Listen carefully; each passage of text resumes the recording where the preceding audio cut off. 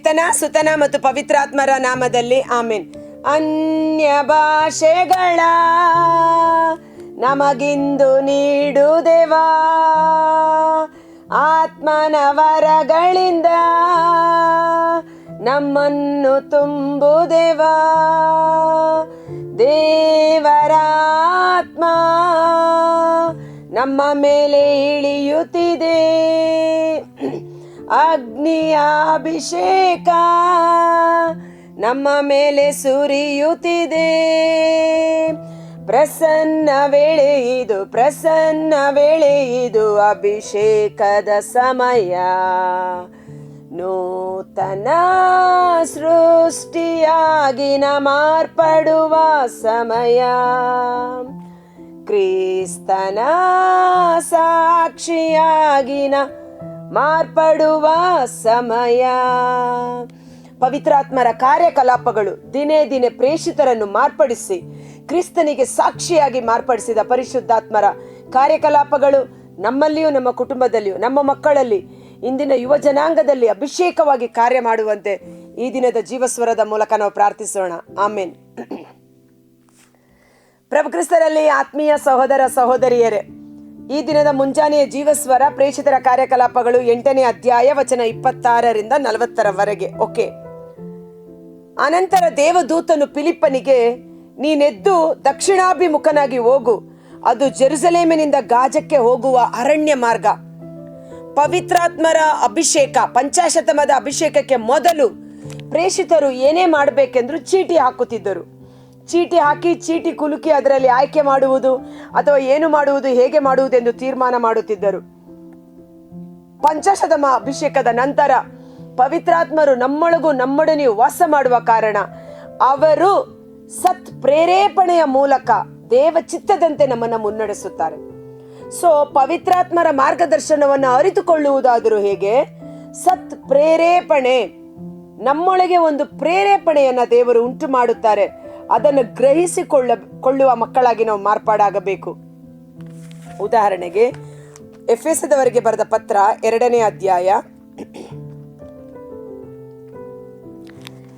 Praise the lord. Hallelujah. ಯೇಸುವೆ ಸ್ತೋತ್ರ, ಯೇಸುವೆ ವಂದನೆ, ಯೇಸುವೆ ಆರಾಧನೆ, ಯೇಸುವೆ ಮಹಿಮೆ, ಯೇಸುವೆ ನನ್ರೆ, ಯೇಸುವೆ hallelujah, hallelujah, hallelujah, hallelujah, hallelujah, hallelujah. ಫಿಲಿಪ್ಪಿಯರಿಗೆ ಬರೆದ ಪತ್ರ 2ನೇ ಅಧ್ಯಾಯ ವಚನ 13.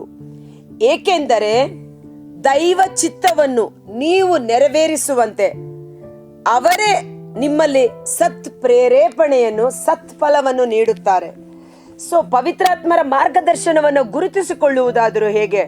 ನಮ್ಮೊಳಗೆ ಅಂತರಾಳದಲ್ಲಿ ಒಂದು ಪ್ರೇರೇಪಣೆಯ ಮೂಲಕ, ಸತ್ಯ ವಾಕ್ಯದ ಮೂಲಕ ಪವಿತ್ರಾತ್ಮರು ನಮ್ಮನ್ನು ಮುನ್ನಡೆಸುತ್ತಾರೆ. ಸಮಾರ್ಯ ಪಟ್ಟಣದಲ್ಲಿದ್ದಂಥ ಫಿಲಿಪ್ಪನಿಗೆ ಒಂದು ಪವಿತ್ರಾತ್ಮರ ಮಾರ್ಗದರ್ಶನ, ನೀನೆದ್ದು ದಕ್ಷಿಣಾಭಿಮುಖವಾಗಿ ಗಾಜಕ್ಕೆ ಹೋಗು.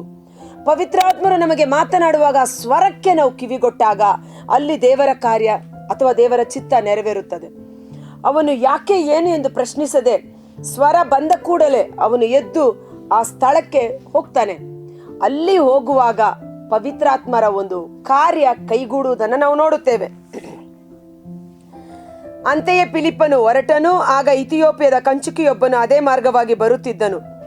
ಆ ಕಂಚುಕಿ ಜೆರುಸಲೇಮ್ ದೇವಾಲಯದಲ್ಲಿ ಆರಾಧನೆಯನ್ನು ಮುಗಿಸಿ ರಥದಲ್ಲಿ ತನ್ನ ಪ್ರಯಾಣವನ್ನು ಮಾಡುತ್ತಿದ್ದಾಗ ರಥದಲ್ಲಿ ಕುಳಿತುಕೊಂಡು ಪ್ರವಾದಿ ಯೆಶಾಯನ ಗ್ರಂಥವನ್ನು ಓದುತ್ತಿದ್ದನು. ಫಿಲಿಪ್ಪನು ಮುಂದಕ್ಕೆ ಧಾವಿಸಿ ಅವನು ಯೆಶಾಯನ ಪ್ರವಾದಿಯನ್ನು ಓದುತ್ತಿರುವುದನ್ನು ಕೇಳಿಸಿಕೊಂಡು, ನೀವು ಓದುತ್ತಿರುವುದು ಅರ್ಥವಾಗುತ್ತಿದೆಯೇ? ಇದು ಬಹಳ ಮುಖ್ಯ. ಇವತ್ತು ಅನೇಕರು ಪವಿತ್ರ ಗ್ರಂಥವನ್ನು ಓದುವಾಗ, ಅಕ್ಕ ನಮಗದೇನೋ ಅರ್ಥನೇ ಆಗೋದಿಲ್ಲ, ಆದರೆ ಧ್ಯಾನಕ್ಕೆ ಬಂದಾಗ ಅದನ್ನು ನೀವು ವಿವರಿಸಿ ಹೇಳುವಾಗ ನಮಗೆ ಹೌದಲ್ವಾ, ಇದನ್ನು ಓದಿದ್ವಿ, ಆದ್ರೆ ಈಗ ನಮಗೆ ಚೆನ್ನಾಗಿ ಅರ್ಥ ಆಗುತ್ತಾ ಇದೆ ಅಂತ ಹೇಳ್ತಾರೆ. ಅದು ಸತ್ಯ. ಪವಿತ್ರ ಗ್ರಂಥದ ರಚನೆಗಾರ ಪವಿತ್ರಾತ್ಮರೇ ಆಗಿದ್ದಾರೆ.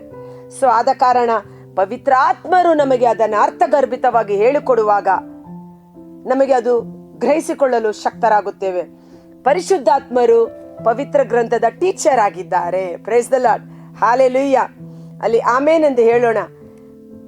ಪರಿಶುದ್ಧಾತ್ಮರು ನನ್ನ ಆಧ್ಯಾತ್ಮಿಕ ಗುರುವಾಗಿದ್ದಾರೆ. ಪವಿತ್ರಾತ್ಮರೇ ನನಗೆ ದೇವರ ವಾಕ್ಯವನ್ನ ಕಲಿಸಿಕೊಡಿ ಎಂದು ಹೇಗೆ ಒಂದು ಮಕ್ಕಳು ಶಿಕ್ಷಣವನ್ನು ಹೊಂದಿಕೊಳ್ಳಲು ಟೀಚರ್ ಹತ್ರ, ಗುರುಗಳ ಬಳಿ ಸ್ಕೂಲಲ್ಲಿ ಕುಳಿತು ಕೇಳಿಸಿಕೊಳ್ಳುತ್ತದೋ, ದೇವರ ಪ್ರಸನ್ನತೆಯಲ್ಲಿ ನಾವು ಸೇರಿ ಬರುವಾಗ ಪವಿತ್ರ ಆತ್ಮರು ಅವುಗಳ ಒಳ ಅರ್ಥವನ್ನ, ರಹಸ್ಯಗಳನ್ನ ಪ್ರಕಟಪಡಿಸುವವರಾಗಿದ್ದಾರೆ. ಇಲ್ಲಿ ಫಿಲಿಪ್ಪ ಅಧಿಕಾರಿನ ಕೇಳ್ತಾನೆ, ನೀವು ಓದುತ್ತಿರುವುದು ಅರ್ಥವಾಗುತ್ತಿದೆಯೇ ಎಂದು ಪ್ರಶ್ನಿಸಿದನು. ಆ ಅಧಿಕಾರಿ ಪ್ರತ್ಯುತ್ತರವಾಗಿ, ಯಾರಾದರೂ ವಿವರಿಸದ ಹೊರತು ಇದು ನನಗೆ ಅರ್ಥವಾಗುವುದಾದರೂ ಹೇಗೆ ಎಂದು ರಥವನ್ನು ಹತ್ತಿ ಕುಳಿತುಕೊಳ್ಳುವಂತೆ ಫಿಲಿಪ್ಪನನ್ನು ಆಹ್ವಾನಿಸಿದನು. ಯಾರಾದ್ರೂ ಹೇಳ್ದಿದ್ರೆ ನನಗೆ ಅರ್ಥ ಆಗೋದಾದ್ರೂ ಹೇಗೆ? ಯೆಶಾಯ 53ನೇ ಅಧ್ಯಾಯ ಓದ್ತಾ ಇದ್ದಾನೆ. ವಧ್ಯಸ್ಥಾನಕ್ಕೆ ಒಯ್ದ ಕುರಿಮರಿಯಂತೆ, ತುಪ್ಪಟ ಕತ್ತರಿಸುವವನ ಮುಂದಿರುವ ಮೂಕ ಕುರಿಮರಿಯಂತೆ ಅವನು ಬಾಯ್ದೆರೆಯಲಿಲ್ಲ. ಆತನನ್ನು ಅವಮಾನ ಪಡಿಸಲಾಯಿತು, ನ್ಯಾಯವನ್ನೇ ಆತನಿಗೆ ನಿರಾಕರಿಸಲಾಯಿತು ಎಂದು. ಇದೇ ಚಾನ್ಸ್ ಎಂದು ಹೇಳಿ ಫಿಲಿಪ್ಪ ರಥವನ್ನು ಹತ್ತಿ ಕುಳಿತುಕೊಂಡು, ಪ್ರವಾದಿ ಯೆಶಾಯನ ಗ್ರಂಥದಲ್ಲಿ ಈ ರೀತಿ ಬರೆಯಲ್ಪಟ್ಟಿದೆ ಅಲ್ಲವೇ, ಇದು ಮುಂದೆ ಬರಲಿರುವ ರಕ್ಷಕ, ಯಜ್ಞದ ಕುರಿಮರಿಯಾಗಿ ಸಮರ್ಪಣೆಯಾಗಲಿರುವ ಯೇಸುವಿನಿಂದ ದೇವರಿಂದ ಕಳುಹಿಸಲ್ಪಟ್ಟ ಲೋಕೋದ್ಧಾರಕ, ಅಭಿಷಕ್ತನಾದ ಮೆಸ್ಸಿಯ ಯೇಸುವಿನ ಕುರಿತು ಹೇಳಿರುವಂತಹ ವಾಗ್ದಾನಗಳು, ವಚನಗಳು, ಪ್ರವಾದನ ಸಂದೇಶ ಅದು ಈಗಾಗಲೇ ನೆರವೇರಿದೆ.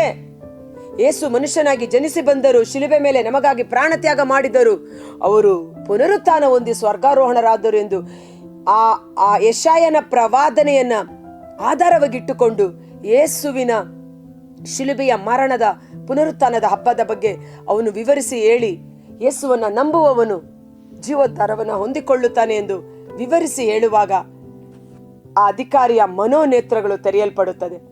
ಕೂಡಲೇ ಇಲ್ಲಿ ನೀರಿದೆ, ನಾನು ದೀಕ್ಷಾ ಸ್ನಾನವನ್ನು ಪಡೆಯಲು ಏನಾದರೂ ಅಭ್ಯಂತರವಿದೆಯೇ? 36ನೇ ವಚನ. ಫಿಲಿಪ್ಪನು, ನೀನು ಹೃದಯಪೂರ್ವಕವಾಗಿ ವಿಶ್ವಾಸಿಸುವುದಾದರೆ ದೀಕ್ಷಾ ಸ್ನಾನವನ್ನು ಪಡೆಯಬಹುದು ಎಂದನು. ಯೇಸು ಕ್ರಿಸ್ತ ದೇವರ ಪುತ್ರ ಎಂದು ನಾನು ವಿಶ್ವಾಸಿಸುತ್ತೇನೆ ಎಂದು ಅಧಿಕಾರಿ ಉತ್ತರವಿತ್ತನು. ಅಧಿಕಾರಿಯ ಆಜ್ಞೆಯಂತೆ ರಥವನ್ನು ಅಲ್ಲಿಯೇ ನಿಲ್ಲಿಸಲಾಯಿತು. ಅವರಿಬ್ಬರು ನೀರಿಗೆ ಇಳಿದರು. ಫಿಲಿಪ್ಪನು ಅಧಿಕಾರಿಗೆ ದೀಕ್ಷಾ ಸ್ನಾನವನ್ನು ಕೊಟ್ಟನು. ಅವರಿಬ್ಬರು ನೀರಿನಿಂದ ಮೇಲಕ್ಕೆ ಬಂದೊಡನೆ ಪ್ರಭುವಿನ ಆತ್ಮ ಫಿಲಿಪ್ಪನನ್ನು ಅಲ್ಲಿಂದ ಕೊಂಡೊಯ್ಯಿತು. ಆ ಅಧಿಕಾರಿ ಫಿಲಿಪ್ಪನನ್ನು ಪುನಃ ಕಾಣಲಿಲ್ಲ. ಅವನು ಸಂತೋಷಭರಿತನಾಗಿ ಪ್ರಯಾಣವನ್ನು ಮುಂದುವರಿಸಿದನು. ಫಿಲಿಪ್ಪನಾದರೂ ಆಜೋತ್ ಎಂಬಲ್ಲಿ ಕಾಣಿಸಿಕೊಂಡನು. ಅಲ್ಲಿಂದ ಸೆಸರೇಯವನ್ನು ತಲುಪುವವರೆಗೆ ಎಲ್ಲ ಊರುಗಳಲ್ಲಿ ಶುಭ ಸಂದೇಶಗಳನ್ನು ಸಾರುತ್ತಾ ಹೋದನು. Praise the lord, hallelujah. ಇಲ್ಲಿ ನೋಡಿ, ಯೇಸುವಿನ ಕುರಿತು ಅದಕ್ಕಾಗಿ ಸಂತ ಪೌಲ ಹೇಳುತ್ತಾರೆ, ಯೇಸುವೇ ನನ್ನ ರಕ್ಷಕ ಎಂದು ವಿಶ್ವಾಸಿಸಿ ಅರಿಕೆ ಮಾಡುವವನು ಜೀವೋದ್ಧಾರವನ್ನು ಹೊಂದಿಕೊಳ್ಳುತ್ತಾನೆ.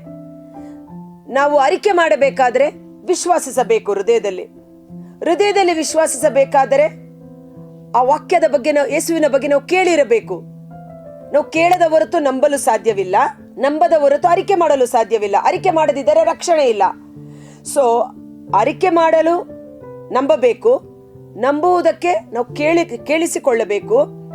ಕೇಳಿಸಿಕೊಳ್ಳಲು ಯಾರಾದರೂ ಬಂದು ಬೋಧನೆ ಮಾಡದೆ ಹೋದರೆ ನಾವು ಕೇಳಿಸಿಕೊಳ್ಳುವುದಾದರೂ ಹೇಗೆ? ಅದ್ಭುತಕರವಾದ ವಚನ. ರೋಮನರಿಗೆ ಬರೆದ ಪತ್ರ 10ನೇ ಅಧ್ಯಾಯ ವಚನ 13ರಿಂದ 15ರಲ್ಲಿ. ಆದ ಕಾರಣ ಶುಭ ಸಂದೇಶವನ್ನ ಹೊತ್ತು ತರುವವರ ಪಾದಗಳು ಶುಭದಾಯಕವಾದುದು. ಇವತ್ತು ಎಲ್ಲೆಲ್ಲಿಯೂ ಯೇಸುವಿನ ಬಗ್ಗೆ ನೀವು ಮಾತನಾಡುವ ಮಕ್ಕಳಾಗಬೇಕು. ನೀವು ಕೆಲಸ ಮಾಡುವ ಸ್ಥಳದಲ್ಲಿ, ನಿಮ್ಮ ವಾಸ ಮಾಡುವ ಊರುಗಳಲ್ಲಿ, ಸಮಯ, ಸಂದರ್ಭ, ಅನುಕೂಲ ಅನಾನುಕೂಲತೆಗಳಲ್ಲಿ ಯೇಸುವಿನ ಕುರಿತು ನಾವು ಸಾಕ್ಷೀಕರಿಸುವ ಮಕ್ಕಳಾಗಿ ಮಾರ್ಪಾಡಾಗಬೇಕು. ನೋಡಿ, ನೀನೆದ್ದು ಗಾಜಕ್ಕೆ ಹೋಗು. ಅಲ್ಲಿ ದೇವರಾತ್ಮ ಫಿಲಿಪ್ಪನ ಮೂಲಕ ಆ ಅಧಿಕಾರಿ ದೀಕ್ಷಾ ಸ್ನಾನ ಪಡೆಯಲು ಸಾಧ್ಯವಾಯಿತು. ಇನ್ನೊಂದು ಮುಖ್ಯ ಅಂಶ ಏನೆಂದರೆ, ಹೇಳುವವರಿಲ್ಲದಿದ್ದರೆ ಕೇಳಿಸಿಕೊಳ್ಳುವುದು ಹೇಗೆ? ಕೇಳಿಸಿಕೊಳ್ಳದಿದ್ದರೆ ನಂಬುವುದು ಹೇಗೆ? ನಂಬದೇ ಇದ್ದರೆ ಅರಿಕೆ ಮಾಡು, ಯೇಸುವೇ ನನ್ನ ರಕ್ಷಕ ಎಂದು ಅರಿಕೆ ಮಾಡುವುದಾದರೂ ಹೇಗೆ? ಜೀವೋದ್ಧಾರವನ್ನು ಪಡೆದುಕೊಳ್ಳುವುದು ಹೇಗೆ? ಅದಕ್ಕಾಗಿ ಶುಭ ಸಂದೇಶವನ್ನ ಸಾರುವವರು ಕಳುಹಿಸಲ್ಪಡಬೇಕು. ಈ ಸಮಯದಲ್ಲಿ ಯೇಸುವೆ, ಇಗೋ ನಾನು ಸಿದ್ಧ, ನನ್ನನ್ನು ಕಳುಹಿಸಿ ಎಂದು ಟೈಪ್ ಮಾಡಿ ಆ ಅಭಿಷೇಕ ನಮ್ಮಲ್ಲಿ ಕಾರ್ಯ ಮಾಡಲಿ. ದೇವರಾತ್ಮ ಆತನನ್ನ ಮತ್ತೆ ಅಧಿಕಾರಿ ನೀರಿನಿಂದ ಮೇಲಕ್ಕೆದ್ದು ಬಂದಾಗ ಫಿಲಿಪ್ಪ ಕಾಣಿಸಿಕೊಳ್ಳಲಿಲ್ಲ, ಮತ್ತೊಂದು ಊರಿನಲ್ಲಿ ಕಾಣಿಸಿಕೊಂಡ. ಅಂದ್ರೆ ಇದು ಒಂದು ಡಿವೈನ್ ಎಕ್ಸ್ಪೀರಿಯನ್ಸ್. ಈ ತರ ಎಲ್ಲ ಅನುಭವಗಳಿದೆ, ನೀವು ಅದಕ್ಕೆ ಆಸೆ ಪಡಬೇಕು. ಬಹುಶಃ ಪವಿತ್ರಾತ್ಮ ಫಿಲಿಪ್ಪನನ್ನ ಗಾಳಿಯ ರೂಪದಲ್ಲಿ ಸರ್ರ ಅಂತ ತೆಗೆದುಕೊಂಡು ಹೋಗಿ ಬೇರೆ ಊರಲ್ಲಿ ಬಿಟ್ಟಿರ್ಬೋದು. ಅಲ್ಲಿ ಪ್ರಯಾಣ ಮಾಡಲು ಅವನಿಗೆ ಯಾವುದೇ ವಾಹನಗಳಿಲ್ಲ, ಯಾವುದೇ ಗಾಡಿಗಳಿಲ್ಲ, ಎಂಥ ಒಂದು ಪವಿತ್ರಾತ್ಮರ ಕಾರ್ಯ ವೈಖರಿ, ಪವಿತ್ರಾತ್ಮರ ಕಾರ್ಯಕಲಾಪಗಳು, ಅಮೇಝಿಂಗ್. ಇದು ನನಗೂ ಒಂದು ಅನುಭವ. ಸುಮಾರು ವರ್ಷಗಳ ಹಿಂದೆ ಬಳ್ಳಾರಿ ಧರ್ಮಕೇಂದ್ರದಲ್ಲಿ ಅಲ್ಲಿ ಒಂದು ಮಾತೆ ಮರಿಯಮ್ಮನವರ ಶ್ರೈನ್ ಇದೆ ಅಲ್ವಾ, ಅಲ್ಲಿ ಧ್ಯಾನ ಕೂಟಕ್ಕೆ ನಾವು ತೆಗೆದುಕೊಂಡಿದ್ದೆವು, ನಾನು ಮತ್ತು ಬಾಲರಾಜ್ ಬ್ರದರ್ ಟೀಮಲ್ಲಿ. ಆ ಸಮಯದಲ್ಲಿ ಡೇಟ್ ಕೊಟ್ಬಿಟ್ಟಿದ್ದೀವಿ, ಅಲ್ಲಿ ಧ್ಯಾನಕ್ಕೆಲ್ಲ ರೆಡಿ ಮಾಡಿದ್ದಾರೆ, ನಾಳೆ ಹೋಗಬೇಕು. ಇವತ್ತು ಬಾಲರಾಜ್ ಬ್ರದರ್ಗೆ ಬೇರೆ ಏನೋ ಕಾರಣಾಂತರ ಕೆಲಸಗಳಿದ್ದ ಕಾರಣ ಅವ್ರು ಹೇಳಿದ್ರು, ಸಿಸ್ಟರ್ ನನಗೆ ಬರೋಕ್ಕೆ ಆಗ್ತಾ ಇಲ್ಲ ಧ್ಯಾನಕ್ಕೆ ಅಲ್ಲಿ ಬಳ್ಳಾರಿಗೆ, ಏನು ಮಾಡೋದು ಇವಾಗ? ಅವ್ರಿಗೆ ಡೇಟ್ ಕೊಟ್ಟಿದ್ದೀವಿ, ಅವರೆಲ್ಲ ಸಿದ್ಧತೆ ಮಾಡಿದ್ದಾರೆ. ಶ್ರೈನ್ ಬಳ್ಳಾರಿಯಲ್ಲಿ ಪ್ರಮುಖ ಒಂದು ಪುಣ್ಯಕ್ಷೇತ್ರ ಮಾತೆ ಮರಿಯಮ್ಮನವರ ಶ್ರೈನು, ನೀವೇನಾದರೂ ಹೋಗಿ ಬರ್ತೀರಾ ಅಂತ. ನಾನು ಹೇಳಿದೆ, ಬ್ರದರ್ ಈಗ ನಾನು ಒಬ್ಬಳೇ ಹೋಗಬೇಕು, ಆದರೆ ಬ್ರದರ್ ಇಲ್ಲಾದರೆ ಹೋಗೋಕ್ಕಾಗುತ್ತೋ ಇಲ್ವೋ ಅನ್ನೋ ರೀತಿಯಲ್ಲೇ ಒಂದು ಆಲೋಚನೆ, ಟೀಮ್ ಇಲ್ವಲ್ಲ. ಆದರೆ ನಾನು ಹೇಳಿದೆ, ಇಲ್ಲ ಬ್ರದರ್, ಖಂಡಿತ ದೇವರಾತ್ಮ ನಮ್ಮೊಟ್ಟಿಗಿದೆ, ದೇವರು ನಮ್ಮೊಟ್ಟಿಗಿದ್ದಾರೆ, ನಾವು ಬಳ್ಳಾರಿ ಧ್ಯಾನಕೂಟ ತೆಗೆದುಕೊಂಡಿದ್ದೀವಿ, ಅದನ್ನು ಯೇಸು ನಾಮದಲ್ಲಿ ಮುಗಿಸಿಯೇ ತೀರೋಣ ಎಂದು. ನನ್ನೊಟ್ಟಿಗೆ ಇನ್ನೊಬ್ಬ ಸಹೋದರಿ ಪ್ರೇಮ ಅನ್ನೋ ಸಹೋದರಿ ಸಹಾಯಕ್ಕೆ ಬಂತು. ರಾತ್ರಿ 10 ಗಂಟೆಗೆ ಬಸ್ ಬುಕ್ ಮಾಡಿದ್ವಿ, ಸ್ಲೀಪಿಂಗ್ ಬಸ್ಸು. 10 ಗಂಟೆಗೆ ಬಸ್ಸಲ್ಲಿ ಹೋಗಿ ಮಲಗಿದೆವು ಅಷ್ಟೇ. ಮುಂಜಾನೆ 5 ಗಂಟೆಗೆಲ್ಲ ಬಳ್ಳಾರಿ ಸ್ಟೇಷನಲ್ಲಿ ಅಲ್ಲಿ ಟಕ್ ಅಂತ ದೇವದೂತನ ರೀತಿಯಲ್ಲಿ ಒಬ್ಬ ಸಹೋದರ ಬಂದು ನಮಗಾಗಿ ಗಾಡಿ ಇಟ್ಕೊಂಡು ಕಾಯ್ತಾ ಇದ್ದ. ನನ್ನನ್ನು ಆಕೆಯನ್ನು ಕರೆದುಕೊಂಡು ಹೋದ. ಫ್ರೆಶ್ ಅಪ್ ಆದ್ವಿ. 9 ಗಂಟೆಗೆ ಧ್ಯಾನ ಸ್ಟಾರ್ಟ್ ಮಾಡಿದ್ವಿ. ಸಂಜೆ ಮಧ್ಯಸ್ಥಿಕೆ ತಂಡದವರಿಗೆ ಧ್ಯಾನ ಕೊಟ್ವಿ. ರಾತ್ರಿ 9:30 ಆಯಿತು. ನಮ್ಮನ್ನು ಕರ್ಕೊಂಬಂದು ಬಸ್ ಸ್ಟ್ಯಾಂಡ್ಗೆ ಬಿಟ್ಟ. ತಿರ್ಗಾ ಸ್ಲೀಪಿಂಗ್ ಬಸ್ಸಲ್ಲಿ ಮಲಗಿದ್ವಿ. ಬೆಳಿಗ್ಗೆ ಬೆಂಗಳೂರಲ್ಲಿ ಬಂದು ತಲುಪಿದ್ವಿ. ಅದ್ಭುತಕರವಾದ ಅನುಭವ. ನಾನು ಮತ್ತು ಆ ಸಹೋದರಿ ಇಬ್ಬರೇ ಹೋಗಿ ಇಡೀ ದಿನದ ಧ್ಯಾನಕೂಟ ನಡೆಸಿಕೊಟ್ಟು ಬಂದ್ವಿ. ದೇವರ ಶಕ್ತಿ, ದೇವರ ಕೃಪೆ, ದೇವರ ಬಲದಿಂದ. ಅಂದರೆ ಪವಿತ್ರಾತ್ಮರು ನಮ್ಮಲ್ಲಿರುವಾಗ ನಮ್ಮ ಶರೀರಕ್ಕೆ ಯಾವುದೇ ಆಯಾಸ ಉಂಟಾಗುವುದಿಲ್ಲ. 40 ದಿನ ಹಗಲಿರುಳು ಪ್ರಯಾಣ ಮಾಡಲು ಎಲಿಯನ ಶರೀರವನ್ನು ರೂಪಾಂತರಗೊಳಿಸಿದ ಪವಿತ್ರಾತ್ಮರು. ಅಮೇಝಿಂಗ್. ದಾಹ ಪಡಿರಿ, ಪವಿತ್ರಾತ್ಮರ ಕಾರ್ಯಕಲಾಪಗಳು ನನ್ನಲ್ಲಿ ಜರುಗಲಿ. ಪವಿತ್ರಾತ್ಮರೇ, ನಾನು ನಿನ್ನನ್ನು ಅನುಭವಿಸಬೇಕು, ನಾನು ನಿನ್ನನ್ನು ಅನುಭವಿಸಬೇಕು, ನಿನ್ನ ಪ್ರಸನ್ನತೆಯನ್ನು ನಾನು ಪಡೆದುಕೊಳ್ಳಬೇಕು.